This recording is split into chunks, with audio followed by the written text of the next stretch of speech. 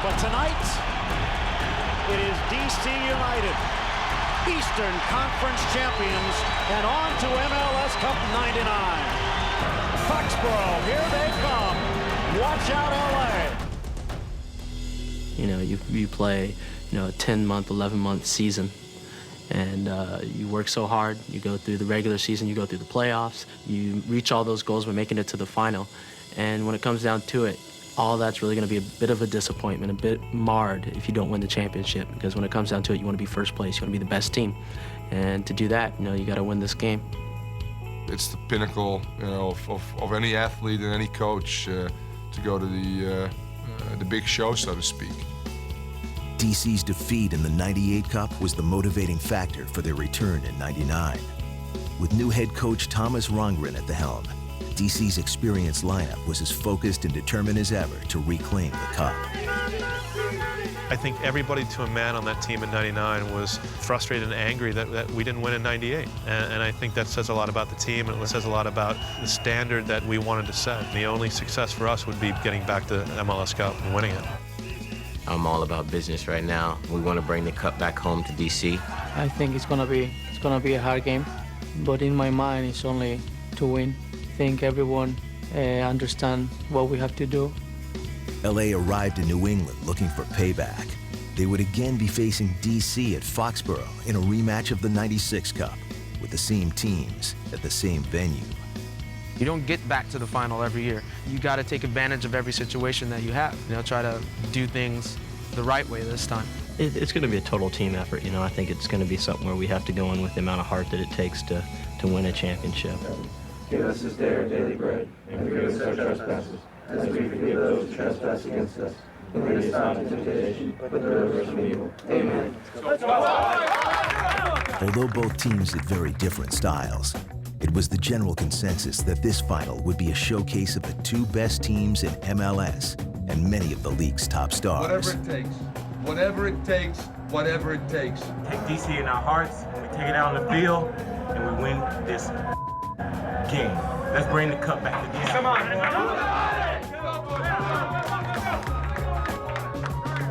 DC was well aware of the Galaxy's explosive offense and got a taste of it in the early minutes.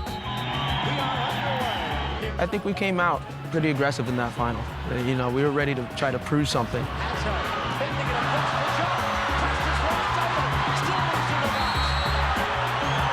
Kobe Jones, what a battler in the box to try and keep that chance alive.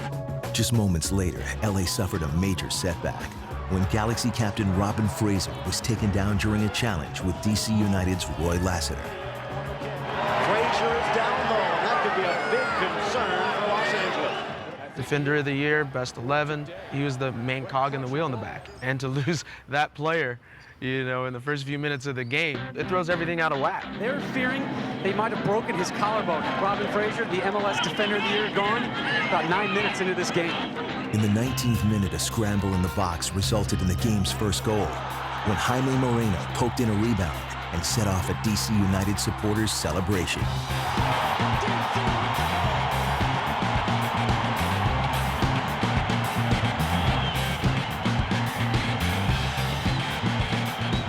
Once again, a crappy goal sets us behind 1-0. Now you got to take more risks, and you're taking more risks. And where do you take risks from? The back. And who's gone? Your main defender and captain. Great. Got to push. It's the last game. There is no tomorrow, so you got to go for it. Undeterred, LA pushed forward. Watch this acceleration, folks, and the double fake. He blows past Maester. There is contact here. There's no question there's contact. This one out to Vanny.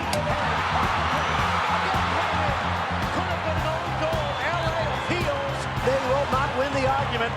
And DC answered back. In the 43rd minute, Carey Talley sent a ball into the LA box that resulted in a vicious collision between LA keeper Kevin Hartman and DC's Jaime Moreno. Hartman was obviously shaken and slow to get up. Despite the recent collision, Hartman expertly stopped a blistering volley by Jeff Agus from the top of the box. The next time, Hartman was not so lucky. After a series of missed kicks, he would leave the LA goal undefended and wide open. DC's Ben Olsen would capitalize on his blunder with one touch. DC would go up 2-0 with just 1 minute left in the half.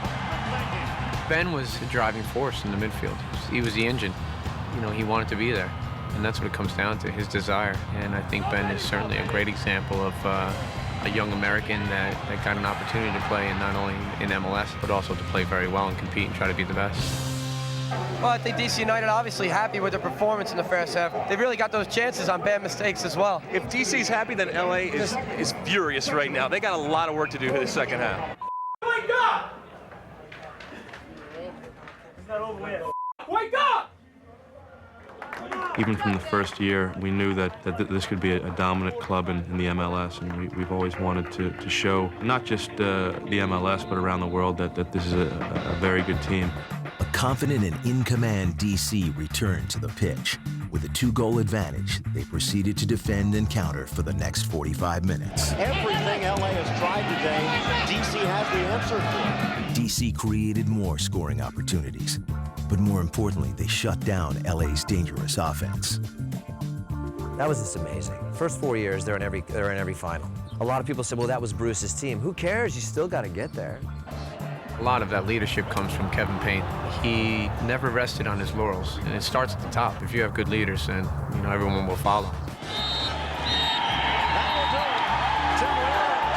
With a 2-0 win over LA, DC had captured a well-earned and much-deserved third championship. Team 99, Major League Soccer champions. And now it's my pleasure to present to DC United their third MLS Cup championship trophy.